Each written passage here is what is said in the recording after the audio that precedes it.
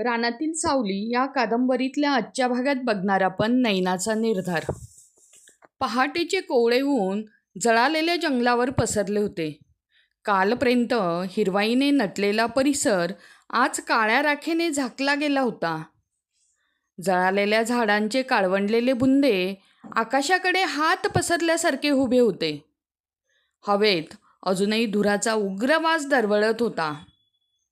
नैना हळूहळू त्या राखेतून चालत होती आणि प्रत्येक पावलागणिक तिच्या आठवणी जाग्या होत होत्या.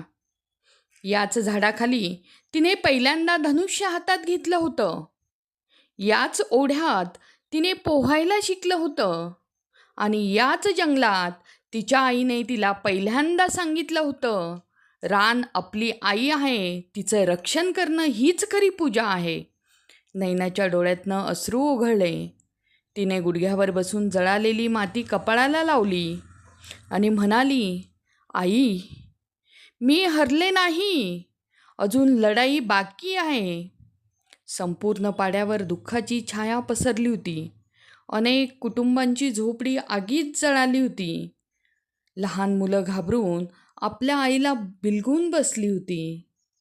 धुराबाई जखमी लोकांवर औषधी वनस्पतींचा लेप लावत होत्या आणि भीमा तर शांत बसला होता. हिरामा त्याच्याजवळ गेला आणि म्हणाला, काय विचार करतोयस? भीमा दात आवळत म्हणाला, आज जंगल जळालं, उद्या आपली माणसं मरतील, आता फक्त युद्ध. हिरामा शांतपणे म्हणाला, युद्ध होईल, पण ते सुडासाठी नाही, न्यायासाठी. तेवढ्यात राघू धावत आला. हिरामा नदीकाठी काही अनोळखी माणसं दिसली. सर्वजण सावध झाले. नैना, भीमा आणि काही तरुण नदीकडे धावले. तिथे पोचल्यावर त्यांनी पाहिलं, 2 बैलगाड्या उभ्या होत्या. त्यात धान्याची पोती, औषधं आणि कपडे होती. गाडीसमोर एक वृद्ध संन्यासी उभा होता. त्याने हिरामाला नमस्कार केला आणि म्हणाला, मी स्वामी जनार्दन.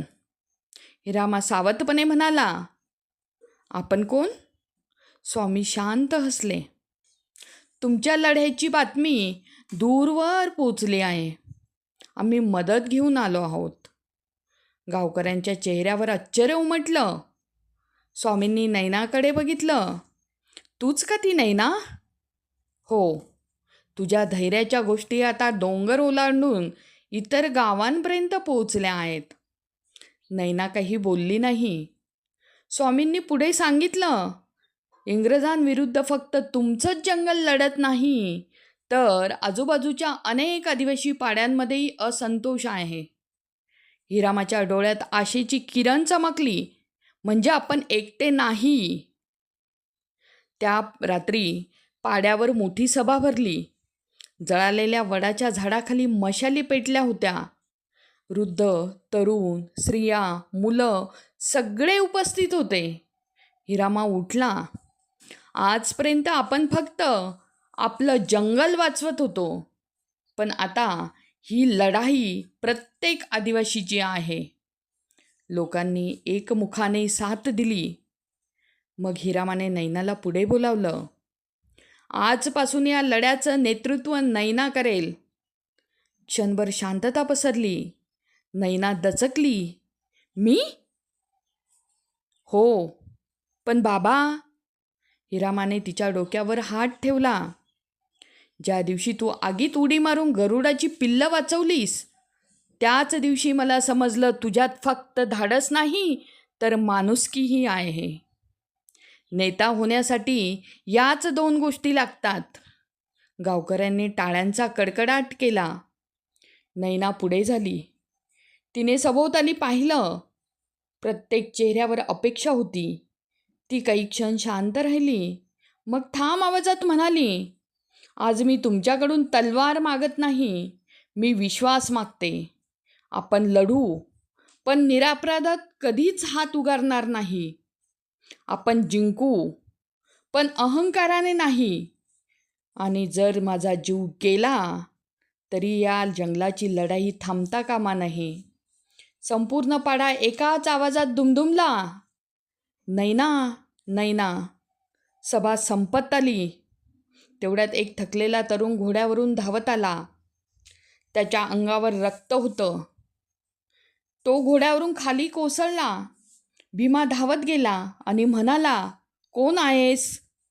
तरुणाने थरथरत्या हाताने एक पत्र नैनाकडे दिलं. गडाच्या बाजूच्या पाड्यातून नैनाने पत्र उघडलं. ते वाचताच तिच्या चेहऱ्यावरचा रंग बदलला. हिरामाने विचारलं, काय लिहिलंय? नैना हळू आवाजात म्हणाली, एडवर्ड 3 आदिवासी पाडे जाळले आणि त्याने संदेश पाठवला आहे. आणि ती थांबली. हिरामा म्हणाला, काय संदेश? नैनाने पत्रातील शेवटची ओळ मोठ्याने वाचली. जर नैना स्वतःहून माझ्यासमोर आली नाही तर पुढचा सूर्योदय होण्याआधी आणखी 10 पाडे राख होतील. सभेत भीतीचं सावट पसरलं. नैनाने पत्राची घडी घातली. तिच्या डोळ्यात आता अश्रू नव्हते. तिथे फक्त अढळ निर्धार होता. ती शांतपणे म्हणाली, एडवर्ड, आता मीच तुला शोधायला येते.